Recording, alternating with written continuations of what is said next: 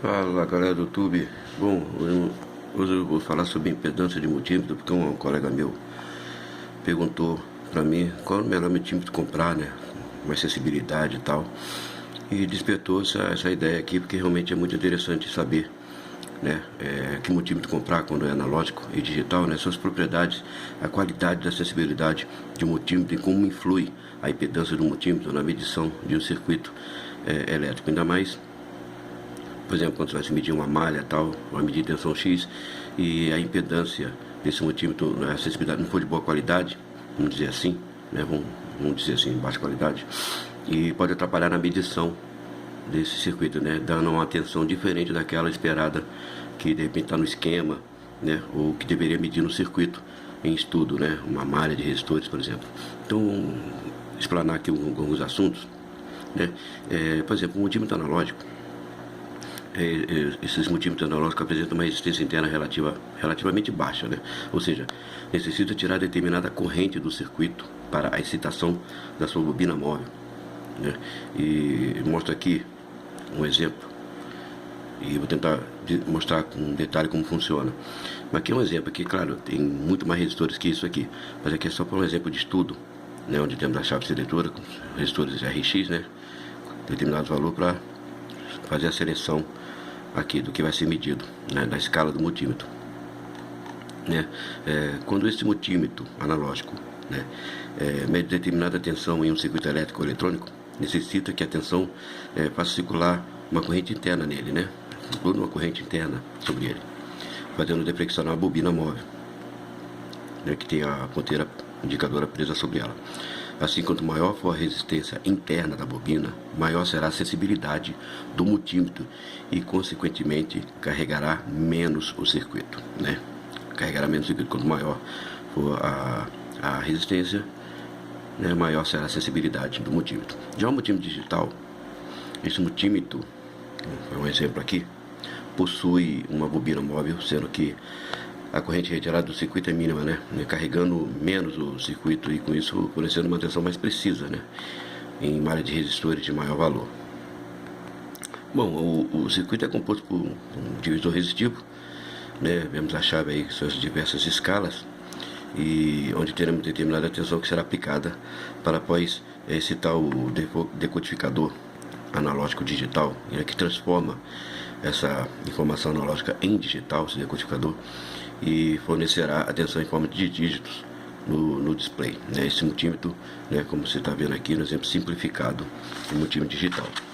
E temos o multímetro, e temos também o multímetro assim, independente, o multímetro digital independente da grandeza a ser medida, se é corrente, resistência, tensão.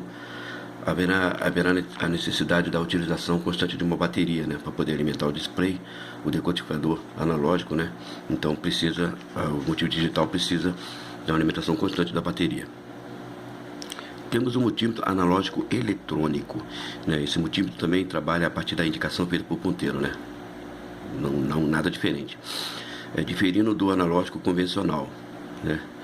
Diferindo do analógico convencional, de não necessitar de corrente do circuito a ser medido para excitar a bobina móvel, né?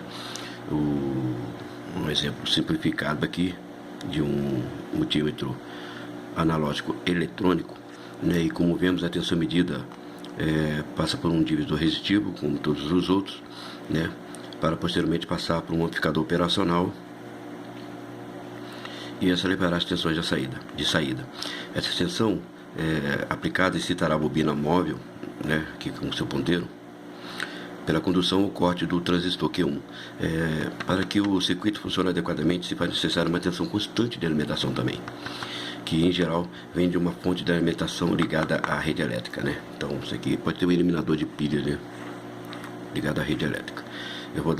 Então vamos fazer aqui um exemplo simples de como se comportaria cada um dos multímetros dependendo da sua impedância, dependendo da resistência interna, tá? Temos como exemplo aqui um circuito em série, onde temos a bateria de 12 volts, dois resistores que eu coloquei de 10K, o ponto A.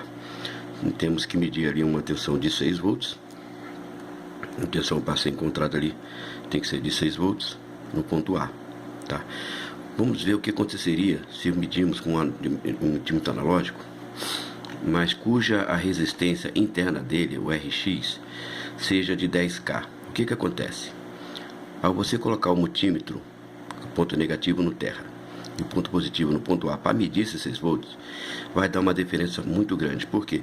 Se a resistência interna desse multímetro for de 10K também, o que acontece? Vai estar ligando em paralelo com esse R2 de 10K. E se você for fazer a dimensão do resistor, do circuito com o resistor interno do multímetro analógico, 10K com 10K em paralelo, vamos ter o que? 5K.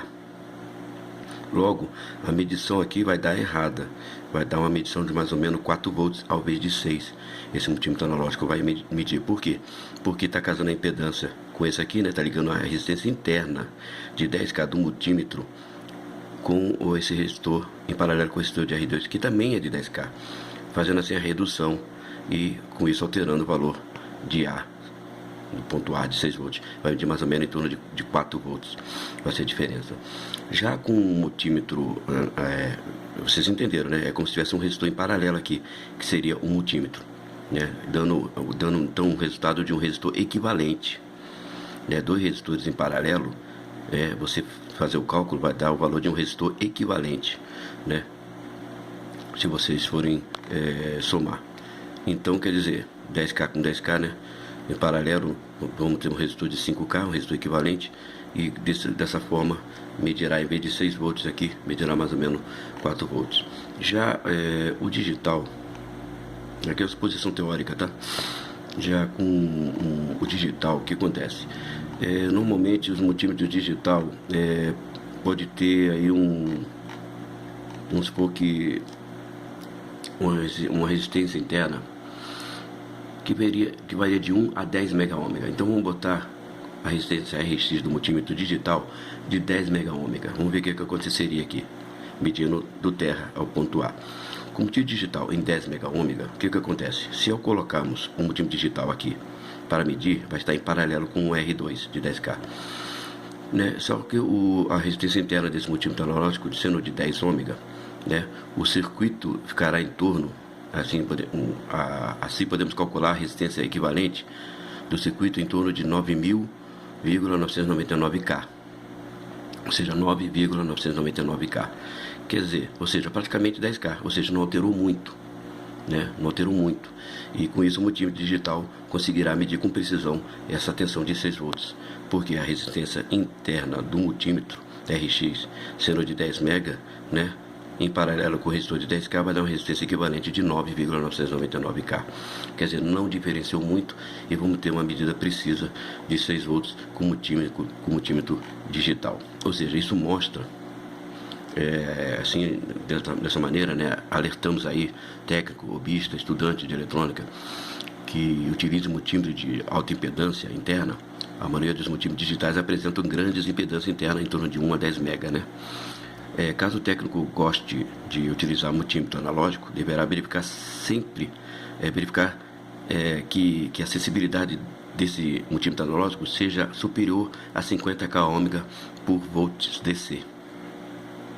Tá? Então, um bom multímetro analógico de sensibilidade boa tem que ter ter um valor superior de 50K ômega por volts DC, a sua escala, né? Seu fundo de escala.